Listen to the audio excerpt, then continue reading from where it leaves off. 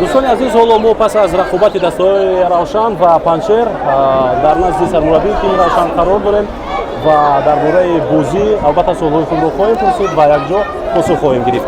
خب تبریک پیش از همه برای پیروزی اولین در موسم و فکر شما درباره بازی که الکی به پایان رسید. تشکر زیاد برای تبریکات. خیلی که شما دیدید بازی خیلی دشوار شد برای که دسته پنچر هم خیلی دسته خوب است. یکم بازی رو آنها باخته بودن. برای ما میدونستیم که حریف در این بازی بسیار کوششی بسیار می‌کرد که بازی خوب نشون داد.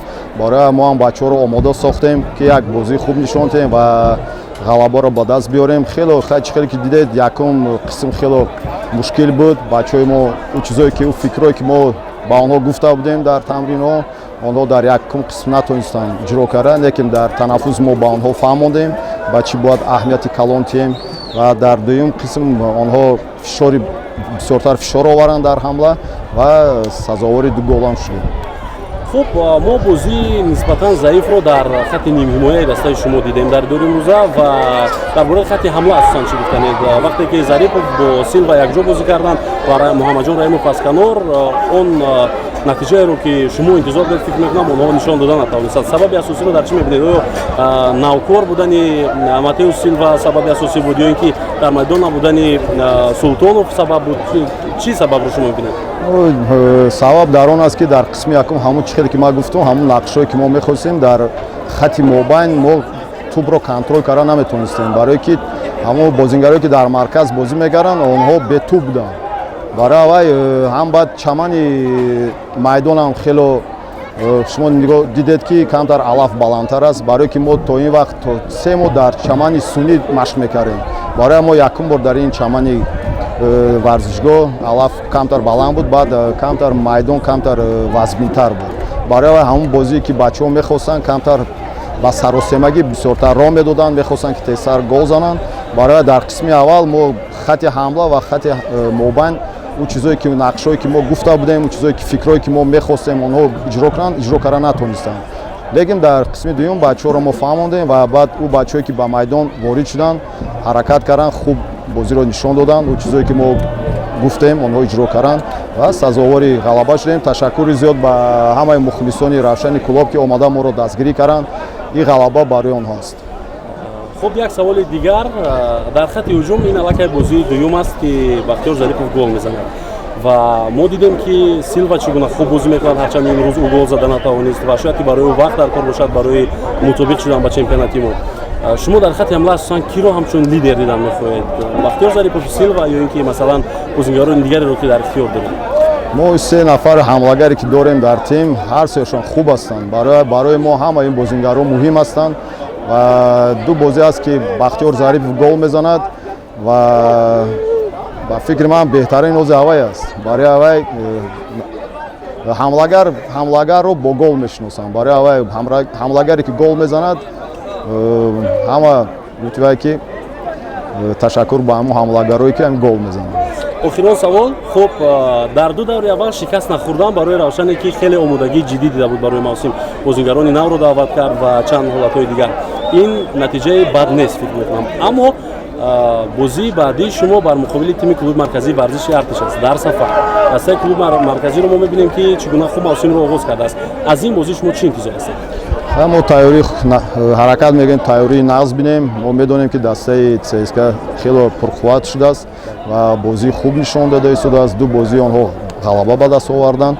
میدونیم که حریف بسیار پرقوت است. حرکت میکنیم، بازی خوب نشون دادیم و نتیجه خوب رو به دست بیاریم. تشکر زیاد، به شما برار می‌خوایم. سلامت باشید. خب ما بازی رو دیدیم. فکر و اندیشه شما درباره بازی که الکی به پایان رسید؟ Ну что можно сказать по игре? В первом тайме мы неплохо выглядели, мы построили хорошую оборону, на нет сводили все усилия команды Равшана, но вот не могли воспользоваться вот этим последним пасом. Это, извините, это уже мастерство личное, поэтому если игрок не владеет этим пасом, нам будет тяжело. Постараемся это все наладить и в следующих играх выкачать из этих моментов все, что нужно для взятия ворот. Ну, игра понравилась и Равшана. Будем сказать, что мы не играли первым номером, играли вторым номером, ждали ошибки. Ну и посмотрите, Равшан там моментов и не имел. рука, это бывает. Ну и вот наш игрок взял просто и подарил на ровном месте. И, как говорится, подарок есть подарок. хуб он нақшаҳоеро ки шумо пеш аз бозӣ доштед он нақшаҳоро дар майдон амалӣ карда тавонистанд шогирдони шумо ё не? Албатта, большое ему гамма. Руси хати газарен. Все ребята наши понимали, что мы играть сможем с этой командой, потому что мы смотрели товарищеские контрольные игры Равшана, и я убеждал ребят, что, поверьте, на старте все мы равные команды, поэтому нужно немножко усилий и все, и на нашу сторону склониться чаша весов. Ну, не использовали, что сделать, будем наверстывать упущенное в следующих матчах. хуб дар бораи бозии оянда чӣ фикр мекунед омодагиҳо чӣ гуна мешавад барои бозии баъдӣ бо ин имкониятҳое ки шумо доштед дар бозии имрӯза ман воқеан гуфта метавонам ки дар бозии оянда шумо ҳатто барои пирӯзӣ бозӣ карда метавонед бо Равшан чӣ хеле ки гуфтед ҳам дастаи аввал будед ҳам дастаи дуюм ва танҳо дар хати ҳуҷум боварӣ ба ҳамлагарони шумо намерасид табуд. Но медоничи, мы дорим бо 5 роз барои тайёр команда. Команда из Равшан, мы кабул мекунем дар майдоне. Мы постараемся подготовиться к следующей игре с командой из Равшан. И те ошибки, которые сделали, сегодня постараемся их устранить и наладить атаку. И будем играть только на победу. Ташаккур зиёд барои кор. Рама. The atmosphere here is very good. For me, in Brazil, in football in Tajikistan, I don't know because me too far. But when I come here in Tajikistan, I see the love, the supporters. Understand? It's very important because for me, remember me and my country. And today we played very good. We again get 3 points in home. It's very important, but start tomorrow thinking next game because next game with CSKA, it's very important for us get 3 points again. And what can you say about your adaptation? How much time you need to adaptation? Tajikistan football is different, but who need adaptate? Not the players. I need adaptate more in my players. I'm try the best every day. I'm work hard.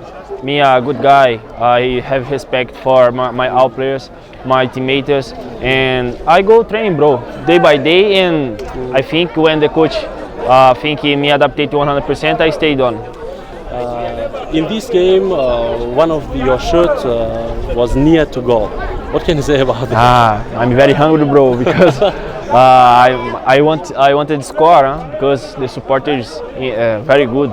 Ravshan Club have a very good supporters, and I wanted to score, but not possible today. I work hard for score again next match. I hope you like it. Oh, thank you, bro. Good luck. Okay.